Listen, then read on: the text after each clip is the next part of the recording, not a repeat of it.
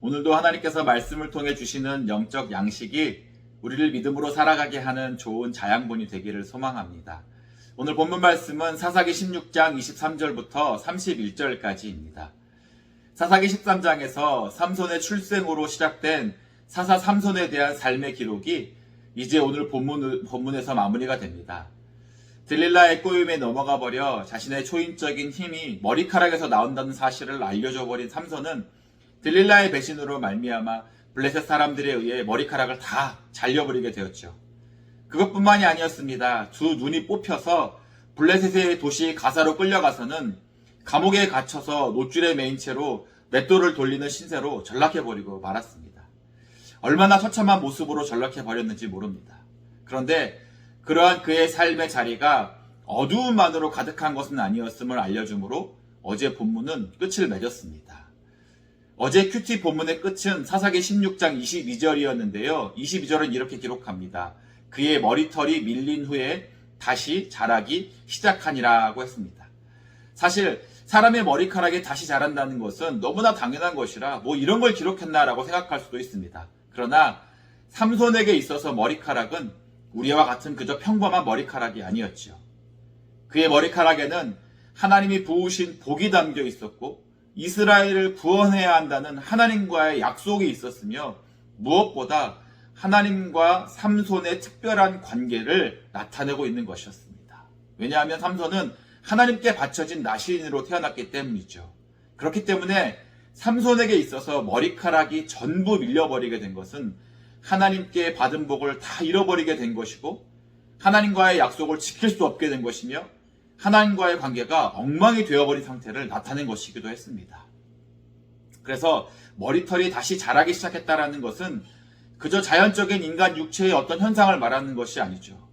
머리카락이 자라면서 이스라엘을 구원해야 한다는 하나님의 소명을 회복해 나간 것이고 하나님과의 관계가 회복된 것이며 하나님이 주신 복인 초인적인 힘을 회복한다는 것을 의미하는 것이기도 했습니다.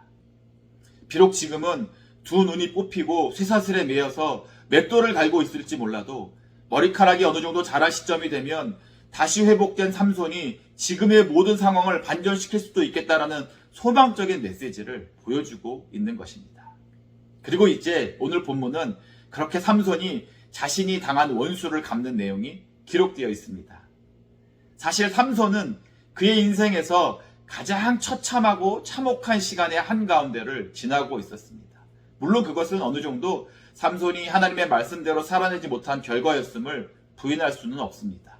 하지만 그러한 아주 비참함 속에서도 삼손은 그의 삶을 포기한 채로 방치하지 않았음을 보게 되죠. 사실 이스라엘의 사사로서 얼마나 수치스럽고 부끄러운 상황 가운데 삼손이 있는 것입니까? 자신의 개인적인 수치뿐만 아니라 이스라엘을 대표하는 리더로서 민족적인 수치와 부끄러움을 당하고 있는 상황이었죠. 거기에다가 극심한 육체적 고통이 더해진 것입니다. 오늘 본문을 보십시오. 나귀 새 턱뼈로 1000명이나 되는 블레셋 사람들을 죽였던 삼손이 이제는 두 눈이 뽑힌 상태로 끌려와서는 3000명도 더 되는 블레셋 사람들이 이방 신을 섬기고 있는 현장, 바로 그 앞에서 제주를 부렸다라고 기록하고 있습니다. 여러분 본문을 보시면서 어떤 느낌이 드시나요? 우리 성경은 삼손이 제주를 부렸다라고 기록하고 있는데 이것을 좀 더 원어의 의미에 가깝게 바꾸어 표현하자면 희롱과 조롱을 당했다. 장난감처럼 놀이개로 삼았다. 삼손을 가지고 놀았다라고 번역하는 게 더 맞지 않나 싶습니다. 그러니까 삼손이 당한 수모가 이만저만이 아니었던 것이죠. 이 모든 상황을 한 단어로 나타내자면 아마 절망이라는 단어가 딱 들어맞는 표현이 아닐까 싶습니다. 그런데요, 삼손이 자신의 삶을 절망 속에서 끝을 맺지 않았다라는 놀라운 사실을 오늘 본문은 이야기합니다. 덴마크의 철학자 키에르 케고르라는 사람이 죽음에 이르는 병이라는 책에서 이런 글을 남겼습니다. 죽음에 이르는 병은 절망이다. 그러나 동시에 절망을 느낀다는 것은 자신과 신의 관계를 더 뚜렷이 이해하려는 노력의 고통이기 때문에 그 자체가 축복이라 한다라고 했습니다. 그리고 그는 또 이렇게 썼죠. 인간에게는 희망이 없다는 것을 깨달을 때 비로소 소망이 생긴다라고 말입니다.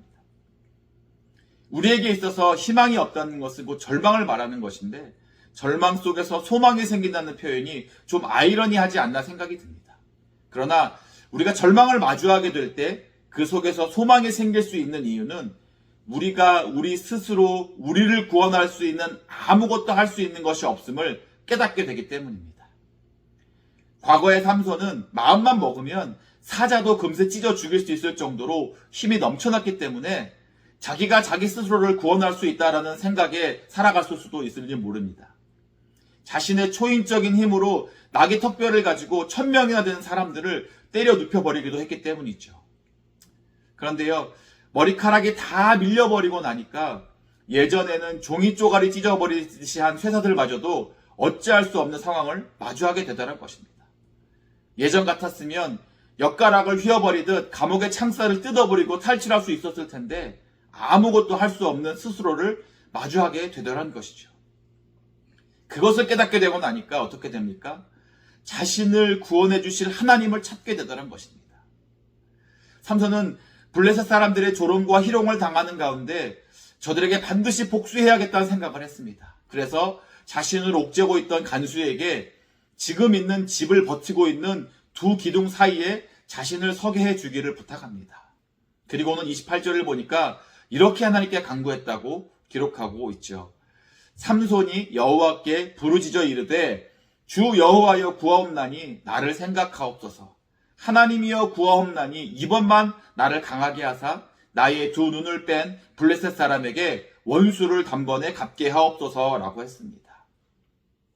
예전의 삼손이라면 자신에게 있는 놀라운 힘을 당연한 것으로 여기며 살았습니다. 왜요?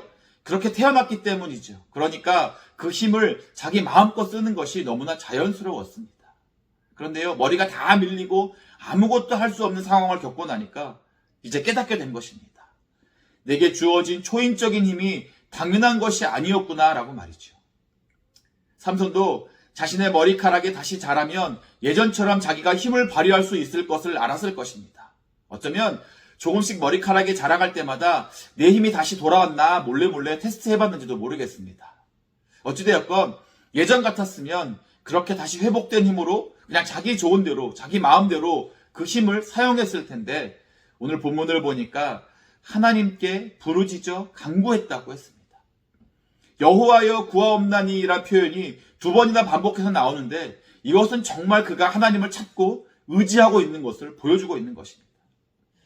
사실 하나님께 힘을 구하지 않았어도 삼손은 그의 머리카락이 다시 자랐기 때문에 예전처럼 힘이 회복되어 있었을 것입니다. 하나님께서 그렇게 삼손을 태어나게 하셨기 때문이죠. 그러나 삼손이 절망 속에서 내가 나를 구원할 수 없는 연약한 존재이고 모든 것이 하나님께로 왔음을 깨닫게 되고 나니까 하나님을 찾고 의지하게 되더란 것입니다. 전에는 당연하게 여겼던 것인데 이제는 하나님을 의지하고 능력을 구하게 되는 모습을 보여주고 있는 것이죠. 제가 아이들을 기르면서 간혹 보게 되는 것은 아이들이 자신들에게 부모가 뭔가를 해주는 것을 당연하게 생각한다는 것입니다. 그런데 제가 하나님 앞에 그렇게 뭔가를 당연하게 여기며 살고 있지는 않는지 아이들의 모습을 보면서 깨닫게 됩니다. 여러분, 우리의 인생에는 당연한 것은 없습니다.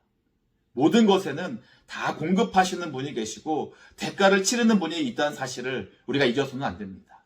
그래서 우리가 겸손하고 감사하는 삶을 살아야 하는 것이죠. 하나님은 우리를 구원하시기 위해 예수 그리스도를 통해서 죄의 대가를 치르셨습니다. 그렇게 우리가 영생을 누리는 구원을 얻게 된 것입니다.